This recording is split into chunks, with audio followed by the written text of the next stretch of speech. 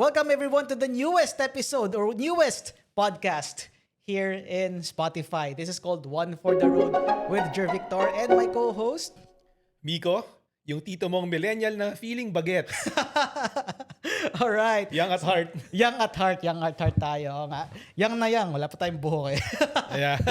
Okay. So bakit ba tayo nagtayo ng podcast? Well, bakit nga ba? We're gonna talk about anything in life. Yeah, mostly nung mga bagay na kinakaharap ng mga age group natin. Not just our age group, but in general. Pero gusto rin namin i-share kung ano yung mga natutunan namin. Mga wisdom. Wow, kala mo naman, no? Kala mo naman talaga. So, yung mga life wisdom lessons namin, para sa edad natin as a trentahin or life almost lessons. parating na sa next step. Oh my gosh. Malapit na tayo sa line of 4. Oh my. And yun, gusto lang namin i-share kung ano yung mga natutunan namin sa life, ano ba yung mga passion namin. And talk about anything. Anything under the sun. Yeah. And magkakaroon tayo ng mga guests sa mga susunod na episodes. So, watch out. Marami tayong mga experts and yung mga iba pang mga personalities na pwede nating ma-invite dito para mapag-usapan yung mga topics na talagang sila yung mas makakaalam at saka mas mapupulutan natin ng aral. Yeah, bukod sa, syempre, medyo may konting kalokohan, pero gusto rin Hindi yan namin mawawala. na Ayaw may mawala yan. Oo, na may matutunan kayo at may mapulot dito sa pakikinggan yung podcast. Okay, so yes, one for the road. Alam mo bakit one for the road? Kasi ang nangyari dito, yung pumunta tayo sa Lawag, parang blessing in disguise din eh. Kasi I came up with the idea, diba, nagda-drive tayo, tapos parang pudpud na yung mga music na pinapakinggan natin. Very long trip. Kahit na ako yung pasahero lang, hirap na hirap din ako. At mag-aral ka na mag-drive para may karelyebo na ako. Soon. Mas gusto ko mag-long ride sa bisikleta kaysa sa kotse. North Loop. North Loop. So anyway, yung nabanggit nga ni Jer, nagsimula yung idea nung nagpunta kami sa Ilocos. Then ang tagal eh, parang every stopover 2 to 3 hours. Bago na, so babad ka talaga sa kalye. And ang ginawa naming entertainment is makinig ng podcast. Yes. And naisip ko, oo nga no, easy listening hands-free. Hindi mo na kailangan may hawak na handheld device. At saka hindi mo kailangan ng parang tutok ka palagi. You can do anything. Pwede ka maglaba, pwede ka magluto, and then you listen and you pick up the value or the entertainment na gusto mong makuha. Mismo. Without you knowing, 1 hour, 2 hours na lumipas. Diba? Tapos, before you know it, natuwa ka na. It made your day. Totoo, Yun yung maganda totoo. yun. And tapos ang nangyari pa dito is habang nagda-drive, sabi ko kasi, di ba pag nagiinuman may kasabihan na, hey, one for the road. yes, mismo. And dahil road trip siya, and yun nga yung sa inuman na one for the road. Oo. One for the road, ibig sabihin kasi niyan is parang, okay, huling shot Huling na. ano eh. Yan. Huling inom na bago tayo umalis. Parang ganyan. Pero, minsan kasi ang nangyayari is yung sa last part na yon ng conversation with friends, doon pa mas naglalast yung usapan. Mas meaningful, di ba? Mas meaningful yung, and this is my goal. This is my objective dito sa podcast na to is meron tayong makuhang value. Yung pinaka-importante sa lahat, ma-entertain and at the same time is may mapulutang aral. Pero minsan scam yung one for the road eh. Totoo. Di ba? Totoo. Na, One for the road, bigla alas 4 na pala. kayo. Even sa mga podcast sige, last na lang. Tapos matutulog na ako. Pero dahil na nahook ka doon sa talk, na sige, isa pa. And before you know it, nakatatlo ko na ulit. Oo, di ba? Biglang, ang yun nakakatawa rito eh. O nga pala, Ilocos. Galing tayo Ilocos, nag-road trip tayo. But prior to that, I think it was 8 years ago eh. Speaking of Ilocos. Grabe, 8 years ago. Pero fresh pa sa isip ko. Alam ko na yung sabihin mo. Oo. Yan yung bike trip natin. Oo nga. Kasi all throughout the road trip, pinag-uusapan namin na binike namin yun before. So, i-discuss natin kung paano ba tayo naging mag-friends in life. Kasi simula nun eh, hindi pa nagbabike na tayo, parang dyan lang. Yung dyan lang natin Bulinaw. Actually, that's the first long ride na Manila ginawa to Bulinaw. natin. Tapos nag-shoot lang ako na video na nun for my own kasi gusto ko lang na ma-retain yung memory na yun kasi isa pang memorable. Yes, marami naglo-long ride dyan pero para sa akin kasi na bilang isang taong joiner sa mga ganyan, hindi ko pa nararanasan nung time na yun, it's something else. Kaya gusto ko siyang maranasan. Yeah, yun yung simula nung kilala yung Jer Victor na cyclist, content creator. Na ang galing eh kasi aksidente lang na nangyari yun. and then hindi mo intended na mangyari yun. Oo. It's just you want to share yung memories or gusto mo lang Actually, i-playback pag may... mas share, pero primarily talaga ma-playback lang pag Oo, tanda ko, playback nagkaanak ako. to reminisce di ba? Nagkaanak, tanda na, wala pa rin anak. Wala pang ano eh. Wala pang jowa. Anyway. Yeah, I think that's the very, yung pinaka-spark ng lahat eh. And then, fast forward, nagka-injury ng 2017. And then, Nagka-spark? So, I want to make it clear. It's not romantic Gagi, hindi. Kasi yun nga, nag-shoot na ako ng mga videos. Tapos sabi ko, sarili ko, why not ituloy-tuloy ko na? Tell my story. And I think that's the start eh. And ikaw, try ka na lang. Pero what's the difference between us is, ikaw naman, is talagang gusto mong gawin. Well, gusto ko rin namang gawin, pero ikaw, hindi mo yung parang to the point na mag-shoot ka na ng video. Mga photos lang okay sa'yo eh. No? Oh, before, yeah. And paano nga ba nagsimula? Or, di kasi before, di ba?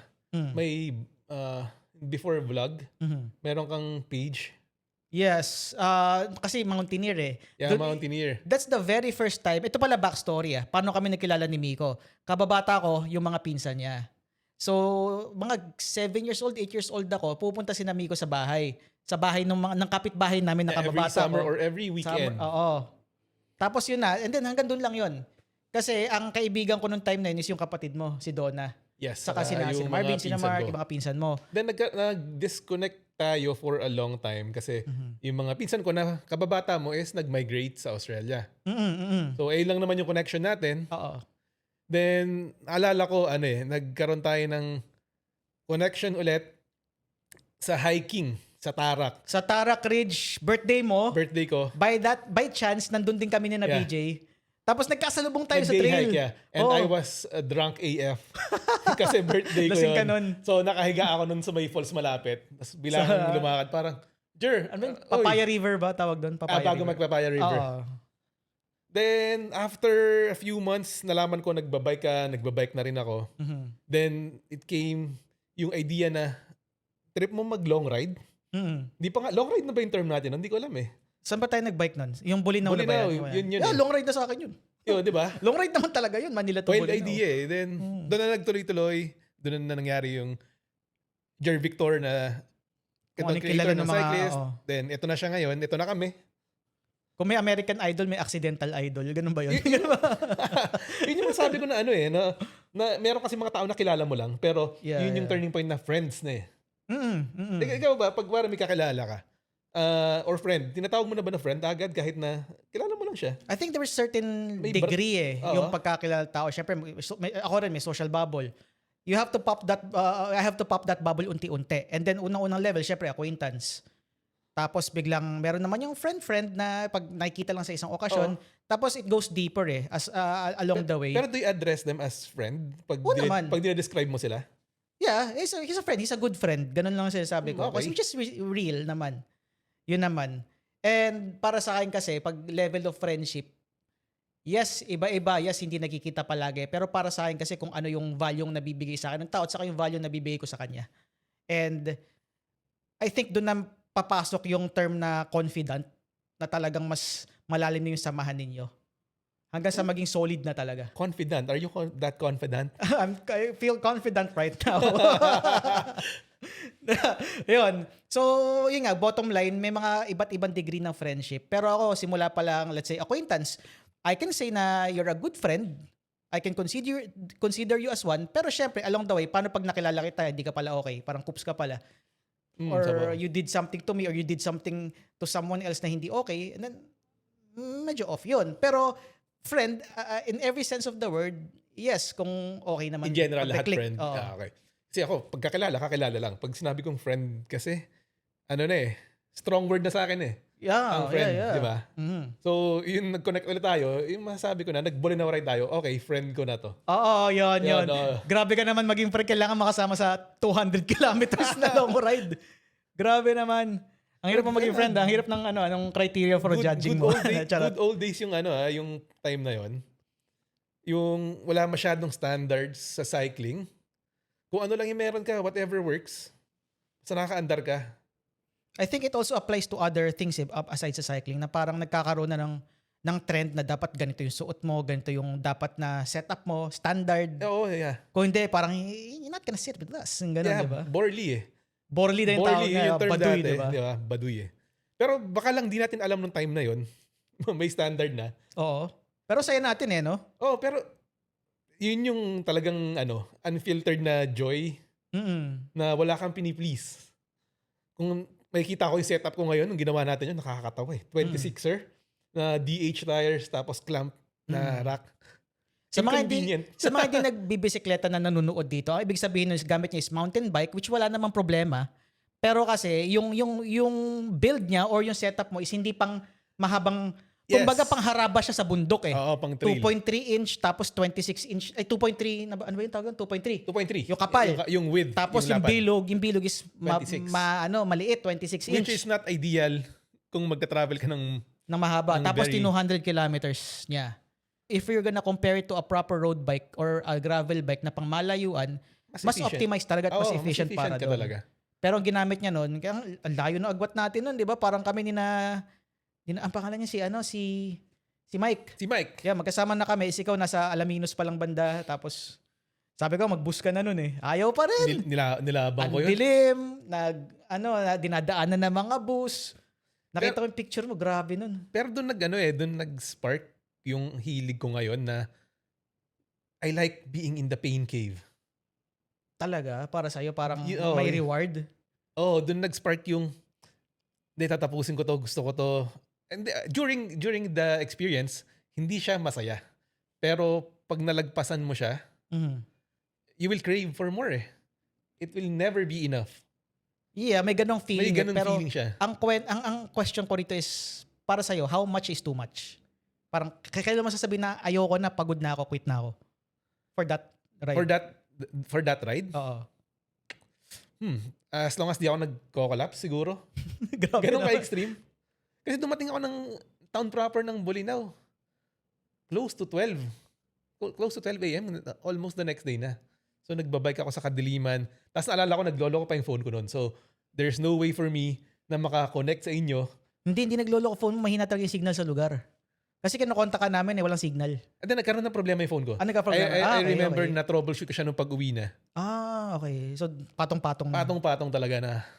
I think Nandito it's na ako. also the mountaineer in you or us. Kasi nga, yung DNA natin, yung root natin is sa pamumundok eh.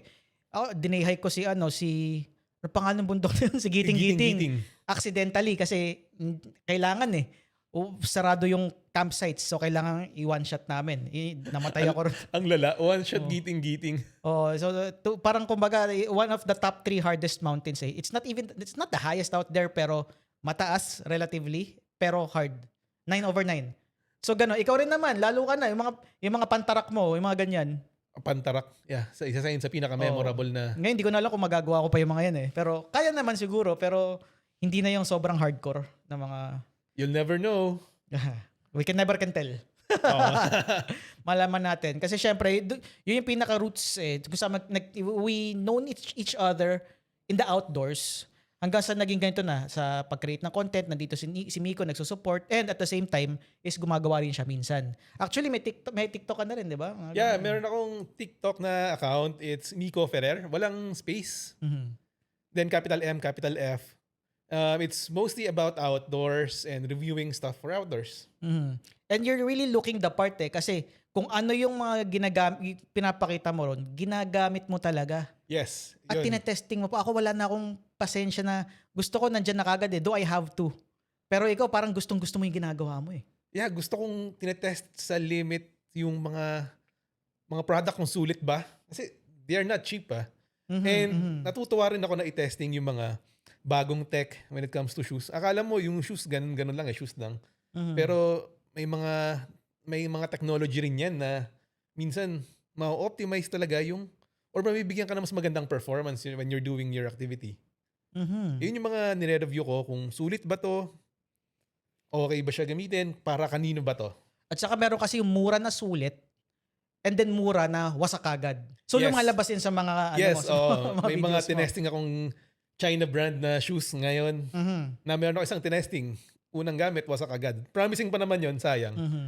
Then, marami pa akong items ngayon na pending for testing. And I think that's the problem pag sinabing China brand. Kasi lalo na ngayon may mga Chinese brands na okay eh. Kaya lang nahalo pa rin I agree. nahalo yung misconception na pag sabing Chinese pangit or substandard. Pero Wasak kasi agad. may mga Chinese brands na rin na talagang at par with the Western brands. Yan, bukod sa mga shoes na yan, sa kotse. Sasakyan, yeah. Mga EV. Ako, I am a very big fan of electric vehicles or sa mga plug-in hybrid. Ayaw ko lang kung hindi matutuwa yung mga makakaring dito. Yung iba kasi hindi fan ng plug-in hybrid. I know some people. Pero kasi, dyan tayo papunta eh. I love the tech. I love the comfort. Pati na rin yung ganda ng torque talaga eh. But I still love the naturally aspirated na sasakyan na Pero puro makina, alam mo, ganyan. before ka masakyan yung sasakyan ni Jer, which is an EV, hindi siya full Plug-in EV, hybrid. no? Plug-in. Plug-in hybrid. Before, ang naiisip ko talaga when it comes to China brand cars is, madaling masira or hindi okay. Malalaman natin. Oo, yun yung Tingnan ano natin ko. sa mga 2 to 3 years yung sasakyan ko kung may mangyayari. Okay. So far okay pa naman. Wag naman. Wag Pero naman. nabiyahe natin ng Ilocos ng Balikan. Yeah, Ilocos Baligan, Suabe-suabe. Baler. Minarilaki natin yan. Kala mo motor eh, no? Minarilaki, sasakyan. So, yeah. Again, nag-banking kami. Pero yun nga, nung nasakyan ko yung kotse ni Jer, grabe, ito na yung sabi ko, ito na yung mga China cars ngayon. Wala ka na step up eh, no? Sobra. Then, kung nalaman ko yung price, parang wow, talaga. And, di ba? And it applies not just in vehicles eh, pati na rin sa ibang industry. Na pag pinasok ng mga Chinese na, this is not about being pro-China or pro whatever. Pero Para sa kasi, consumer lang. in a consumer level, kaninang binanggit ko na sulit eh. It's affordable or mas mababa compared dun sa usual na alam na the conventional items na binibili natin, and then it just works. Yeah, value for money eh. Value for the money. Value for the money. Yeah, But I agree. again, not all. Pero once na naka-pinpoint mo na yung mga produkto na talagang pasok dun sa budget mo and quality na nung brand na yan, yes, it's a yes. Nandun talaga yung risk. Lalo na Oo. kung order ka online. Siguro, Totoo. I'd say 70 to 80% ng mga tinatry ko na mga China brand na hindi masyadong kilala, most of them positive, good Okay. experience. Yan yung keyword eh. Not all of them eh. Most Not of all them. of them, yeah. Or maybe some of them. Meron pa rin mga basura talaga eh. Yeah, may mga talagang crap eh. Yung talagang pagbili mo, mapapamura ka. Oo, alam mo yung Pag-unbox mo pa lang, ano to? biglang pag-unbox mo, ay, ganon. Parang gusto mong itapon agad eh. Oo, yung paghawak pa lang ang cheap. Parang okay, not worth my time checking. Okay, Yeah. diretso. Sorry ang salbahe, pero that's how it feels. Ganun talaga eh. And I also experience it eh. And I think this one is, babalik lang na tayo This one is worth commending kasi hindi mo masyadong, yes, nado-document mo for yourself, for your friends, pero kasi hindi ka masyadong out there when it comes to, I think preference mo lang din naman. North Luzon Loop sa bisikleta, ilang beses mo nang ginawa yan? Twice. Diyos ko. Hindi ko pinangarap na gawin to. Hindi ako nangangarap nung bata ako na balang araw gagawin ko yan. Ba't mo ginawa? Hindi ko rin alam eh. Tingin ko yun yung beauty nung nung endurance sports na di mo alam ba't mo ginagawa pero you keep doing it. Pero pag nandun ka na, di ba, may mga inconveniences, malamang, may mga Totoo. discomfort, Totoo. may Andyan yung kalaspagan sa katawan, but you still do it. ang dami. Polusyon, yung lubak, yung mafaflatan ka, yung malulubat yung kung ano-ano mong gamit. Ulan. Andyan yan. Yung kalaspagan. Lalabas lahat ng tantrums mo eh. Siguro, ang pinaka gusto ko dyan, after nung ride, na ma-overcome mo lahat yon, you're a better person, somehow. No, not necessarily pag kasi naamoy ko ni mga comment, you're a better person, naging contribution ba yun sa amin, blah, blah, blah. Gusto, for sarili kasi. Para sa sarili ko lang yon, Oo. not to please everyone. And ginagawa ko yun not to be competitive. I just love what I'm doing. Endurance sports. Ngayon, I'm into ultra running. And hopefully, early next year, makapag 100. Ayun na lang yung hindi po pa na-reach nyo. Kasi nag-ultramarathon ka, Yeah, trail run. Yeah, 50. At saka dito ko nasusurprise kay Miko eh. Kasi, hindi ko lang bakit. Pati ako na-weirdohan eh. Mas gusto niya yung mas gusto niya yung trail running versus road running na mas, may comfort si road run eh. Para sa akin ako lang to. Kasi nung nag-trail run ako, pucha, ang hirap. Yung sakit is ang tagal ng DOMS. Totoo, ang Yung tagal ng muscle recovery. soreness, ang tagal. Pero yun yung mas nagustuhan mo. For some reason, hindi ko pa rin na-define yung whys. Pero yes. I think, ang maganda kasi rito is you don't have to answer yung why. Kasi ako meron akong mga kilalang ganyan eh. Kunwari meron akong isang larangan na gustong gawin. Laging tinatanong, bakit mo gustong gawin yan? Bakit ganito? Bakit ganyan? Bakit ito yung pinipili mo? So kung may Kasi, reason, mas ang hirap may kasi mas i-justify chance na na-define ko na yung why ko. That's the end. Di kaya ganon? Hindi Hindi rin. naman. Pwede kasing nandun lang yung gusto mong gawin. Maybe because hindi na dahil it matters sa ibang tao pero kasi mas may personal na achievement sa'yo. At saka it's what's passionate para sa'yo eh. Yeah, that's Doon the, tayo that's yun the na talaga beauty of it di ba? Ang hirap explain ng passion. Oo. Sa totoo Kaya lang. nga pag may nagtatanong, bakit ka nag-i-enjoy dyan? Mhm. Sabi ko, I can't explain it by words. Sumama ka sa akin. Mhm. Then you'll Totoo know. yun. Totoo yun. Then- Kaya lagi akong joiners. Oo, di ba? Then malalaman mo na pag sinama mo yung friend mo na yon, kung para sa kanya ba yon or hindi. Kasi may iba, hindi na umulit. Mhm. May mga iba, nagugulat ako na sinama ko lang sa itong trip natin. Mas hardcore na yung mga ginagawa kaysa sa akin. Oh. And masaya ako for them. Ikaw palang OG budolero, no? Di ba? Good budol. Good budol. good Yes. Good budol. Galing, ah. Wow. Pero ano lang, I'll just wish you the safest na mga ride, mga run, at saka ano pang adventures. Kasi grabe yung mga tinatahak mo. So, Sobrang out of abangan this nyo yun world. sa kung makakapag-subscribe kayo, and please do, sa channel ko or sa TikTok ko, Mhm. i-upload ko dyan pag nagawa na natin yung mga achievement natin. And this October, meron akong upcoming race Oh, okay. sa Cordillera. Cordy.